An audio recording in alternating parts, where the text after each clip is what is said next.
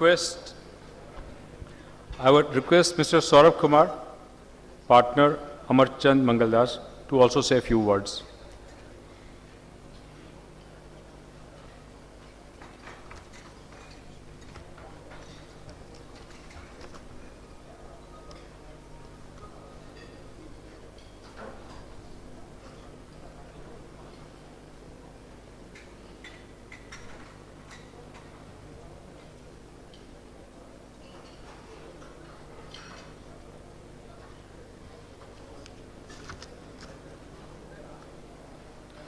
Good afternoon, ladies and gentlemen.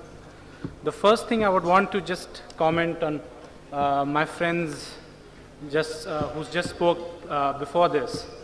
Even though this is a novel concept and there is no acquisition here, they are still talking about a 40% or a 52% going into the state government or going into a DDA that in somewhat would be acquisition, and we'll have to deal with those aspects also on how compensation, etc., is given, or how the land which is given in and land which is received in return are balanced out. And if there is some excess, compensation need to be paid in that regard. Having said that, I'll just want to go into some basic concepts of how this can or this should work.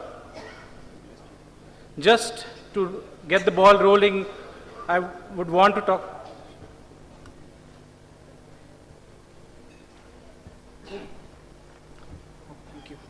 Thank you.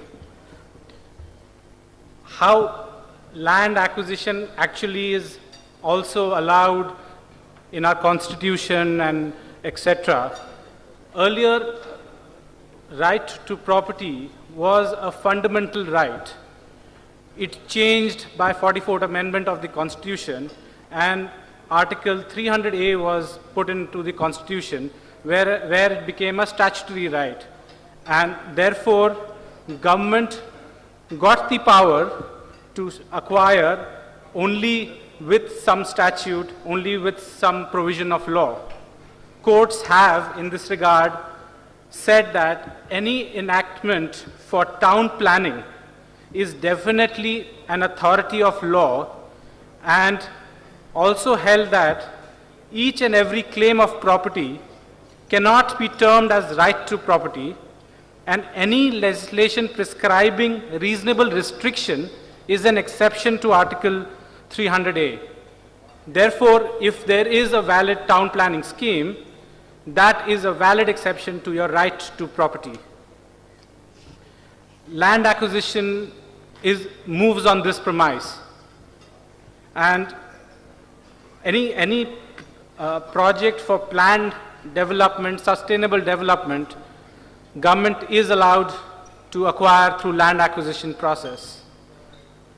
However, land acquisition process imposes various challenges, as we have seen, and Land Acquisition Act has overhauled in last year, and many more steps have been added to the land acquisition itself, requiring rehabilitation, social impact assessment, enlarged compensation, consent of more 80% families, so enlarged consent of various people, thereby making it a very tedious process for acquiring land for development.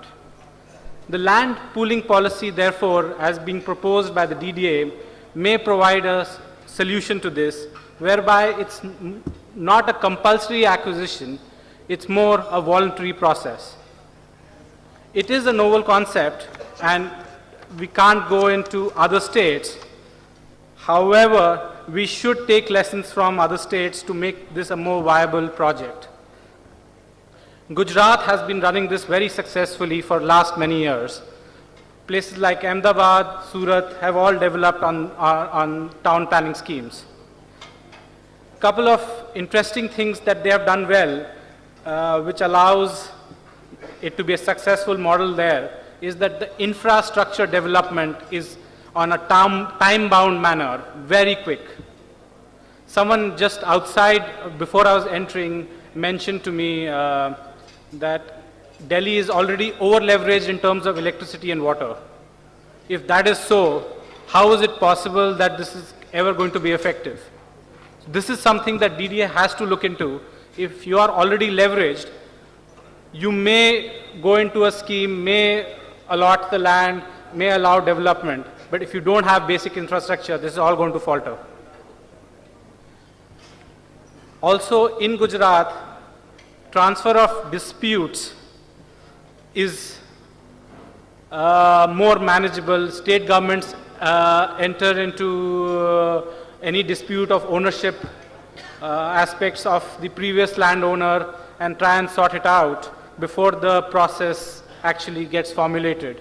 If people are aggrieved after that, they can go to a competent authority, a competent court here, and if the competent court gives some award, they will come back and that will be enforced against the new land that has been allotted to those group landowners. So thereby the process is not delayed. Maharashtra, on the other hand, tried this policy, the scheme long time ago, but has not been very useful because of, again, delayed infrastructure. From the planning stage to the implementation stage, they are talking of large gaps, maybe 15 years or so, where they put in place the infrastructure. People lose interest and it doesn't work out. I'm hoping DDA comes out with a more possible, probable solution to all this. DDA has come out with the policy which is embedded in their master plan and are now in the process of formulating the draft regulations which will make the policy more effective. A few judicial considerations that I would want to just bring to your notice to just say how land pooling does work, and Supreme Court has in a couple of cases held that this is possible, this is a viable scheme. In one case, the Constitutional Bench held that even if an original plot owner is allotted smaller extent of land in the final plot and has to pay certain amount as contribution having regard to the scheme, this is inevitable and not deprivation in terms of the scheme. So there is a stamp of the court to carry out such schemes. However, one important consideration is compensation, as I was mentioning, and the court has said the provision relating to payment of compensation and recovery of contributions are vital for the successful implementation of the scheme. The owner of the reconstituted plot who get benefit out of the scheme must contribute towards the scheme. The owner who loses his property must similarly be compensated. In the proposal that DDA has come out with, they are effectively saying the same landowners will get the new property. However, they are getting a reduced size. That reduced size has to be evaluated whether it's equivalent to the size or to the amounts that they lost and they gained, or is there any difference. Let's talk about some issues and challenges, how pooling can effectively work. We believe collaboration between various landowners, developer is the way to go forward. You will have to collaborate. One single owner cannot come forward and say that they want to reduce land for development. It may not work. A few people will have to join hands and come as a collective entity to the DDA and do the development. From the DDA side, they will have to be effectively informed how the scheme is going to run, what are the way forward. Sorry, I've just got a note that we are short of time. So a few more things to keep in mind is how the registration will work, how stamp duty will work, because we are talking of various levels of transfer. One, when you join together as a group, you are entering into a collaboration. The second, when you're transferring to the DDA. Third, when your DDA is transferring back to you. And fourth, when you are transferring after development to the actual users. If at all these stages we have to pay stamp duty as per conveyance, then it's unviable to start with. Effective implementation on effective solution to title disputes is another thing that DDA needs to think about while putting the regulations together. Fair compensation I've already spoken about.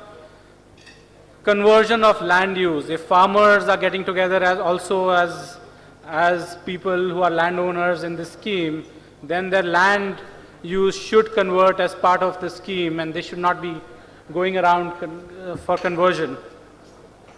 So these are a few things that we need to discuss, at least at the macro level, and then we can get into micro level further.